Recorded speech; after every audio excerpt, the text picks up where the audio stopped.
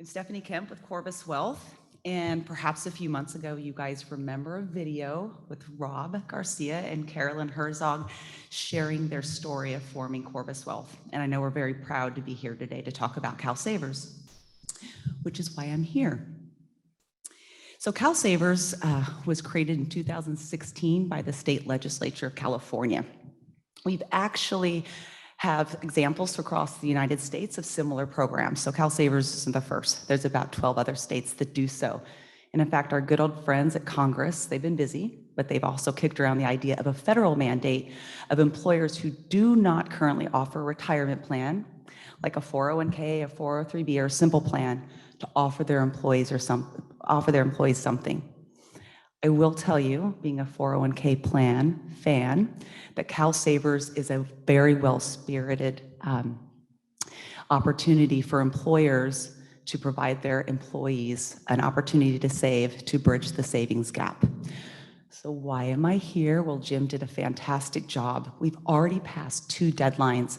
The first was less than a year ago, where businesses with 100 or more employees had to offer CalSavers, or of course have some other exemptions such as a 401k plan, simple plan, profit sharing plan. The second deadline just passed, June 30th, and that was for 50 or more employees. And now we're down to the one that most of us in this room really are concerned about is the next one. So let's talk about how it works. CalSavers is essentially a state-sponsored IRA program. That should sound familiar to you. Maximum contribution limits of $6,000, they're over $57,000.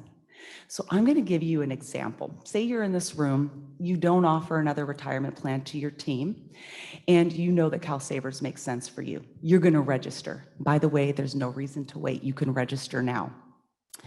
You have 6 employees. You need to immediately register those 6 employees.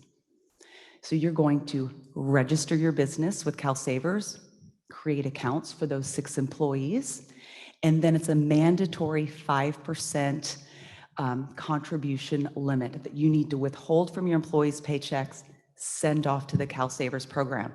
I have very good news for you. It is not held with the state of California. There is an independent body that record keeps, custodies the assets, and provides the access for your team. This is the thing that is a little bit challenging. Every employee you hire, after you set up your original plan, you have to roll them immediately. So this is what's going to happen 30 days after you set up your CalSavers plan and enroll your team. 3 options are going to be provided from CalSavers directly to your employees. Number 1, most common, do nothing.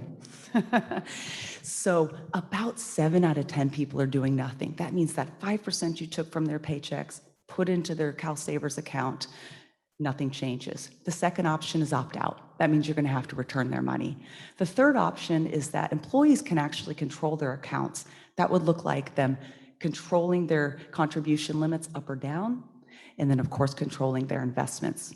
For those that do nothing, which is the most common scenario, their money was put into cash for the first 30 days, giving them the opportunity to opt out. But after that 30 days, they will be put into an age-based target retirement fund, which is what we call setting them up for success in retirement. So how do you register for CalSavers? CalSavers.com. Really is that easy. I have on good authority. It's a robust website and easy to do. Some of you might have already received communication from the state of California. If you have and you threw it away, look for it the next time.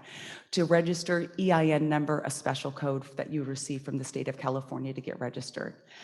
I want to also give you a few statistics about CalSavers. You're not alone. It has not even been around for 1 year, and there are 13,500 businesses enrolled, about 188,000 human souls enrolled and have active accounts, and over $100 million in assets.